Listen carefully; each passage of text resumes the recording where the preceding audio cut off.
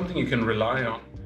It's kind of been perfected for 95 years, and it never will be perfect. There will always be room for improvement. There will always be innovation, because I mean, innovation is very important to us. So we try to find new technologies and techniques to make it even better. So they're extremely reliable and well produced, and I think the way our shirts frame a man's face, I think it's just, yeah, it's really beautiful, and I think you have to try it to see it, but usually when they buy one, they stay forever, and that's kind of a nice result.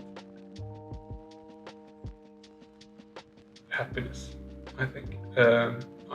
Spring, summer is generally, you know, colorful season, isn't it? So I think happiness would be what I would tell the design team to put inside.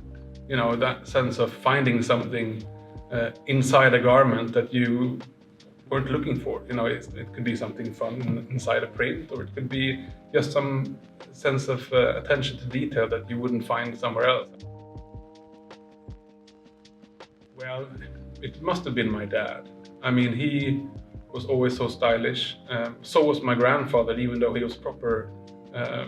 He was a proper worker, you know, but he was also always very stylish. But then Dad, I mean, he was a globetrotter working for Eton, and he used to have his own menswear store in Amsterdam, in Holland. So yeah, he always had cool stuff, and he had always had his own identity and the way he matched things. We had a small driveway, and I could hear scraping sounds from outside. I was like, what's going on? And I opened the door just gently. He hadn't been home for a couple of days. I saw him standing scraping his new bag, you know, on the sidewalk or on the drive. I said, "What are you doing?" And he said, "Well, it needs some pattern. It can't look too new." And I will never forget that. I think great sense of style to me is clothing that enhances the person's face.